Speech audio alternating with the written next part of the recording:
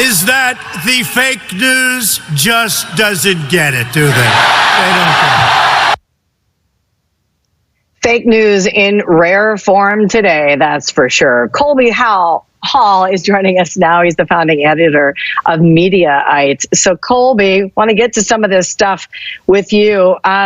Let's start on the morning shows, okay? How about the one on MSNBC, Morning Joe show, right? I think somebody might have put something in Mika's coffee this morning or something. Her anger for the president, just unabashed and on full display.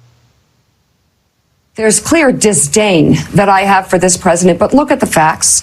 Look at how he's worn us down, from his paid-off porn star to Russia lies. You can be sure that you will never see me on Fifth Avenue, ever, ever, because he has said he could shoot someone on Fifth Avenue. I believe him. How stupid can you be at this point if you follow this president? I beg you not to be, for your life.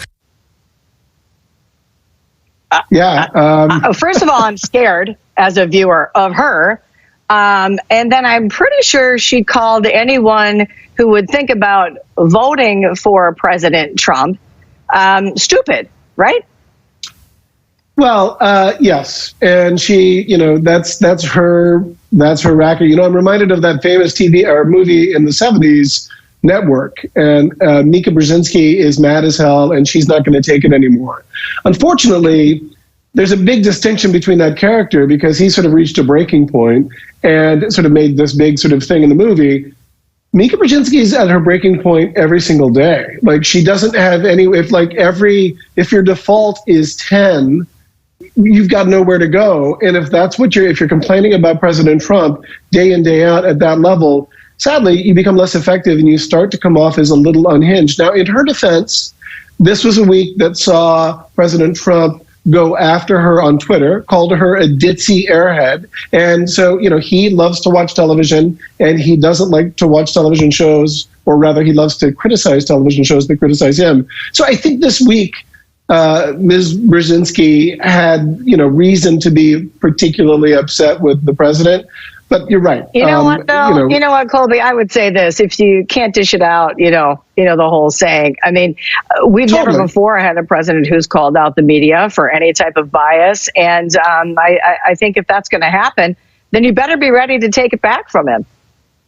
Well, I think that's fair. The manner in which he calls out the media, it's not purely on policy or the things that, he in the past has said that, her face was bleeding from plastic surgery and called her a ditzy airhead. We know who President Trump is. He's almost like sort of an insult comic. He's the Don Rickles president, and he doesn't care. He plays by his own sets of rules, and that's why he's beloved by his base. But, other people could reasonably say that that's not necessarily befitting of someone in that office. But it's the reason why these people, he gets under their skin, and that's what he delights in, as does his base, because he doesn't feel the need to respect them when all they do is criticize him. And I think that's it has been a working strategy. It brings out true colors of people sometimes. Next up, let's take a look at this. Sleepy Joe and Kamala signed the paperwork to be on the Democratic ticket today, and for the third day in a row now, as sort of a couple, they refuse to take questions. Watch. Hey guys, come on, thank you. Come on guys. Senator. Thank you guys. Come on you guys, come on, let's go. Come on, thank you. Come on guys, thank you.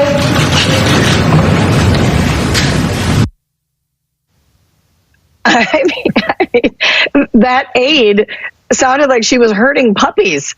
I mean, it was bizarre. When do you think this dynamic duo will actually take a question? I'm just trying to think of, if President Trump and Vice President Pence were together before a group of people and didn't take questions, boy, we would sure hear about that, wouldn't we?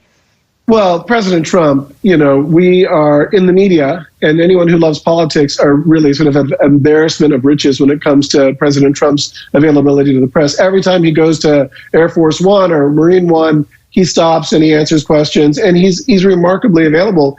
He's really good at sending his own message and being available. What we see from Biden and Harris is that their rollout, they've been sitting on it for probably a month, has been incredibly scripted. And so far, they've played it really safe.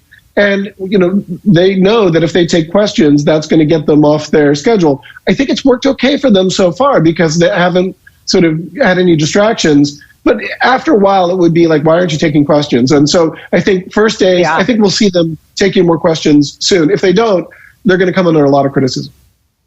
Yeah, absolutely, no doubt. It wouldn't only, take them off their schedule, maybe off their message and off the rails. Who knows? All right, Colby Hall. Well, I mean, when Joe Biden answers questions, you never really know what's going to come next. So, he's being very disciplined so far. We'll see if he keeps it.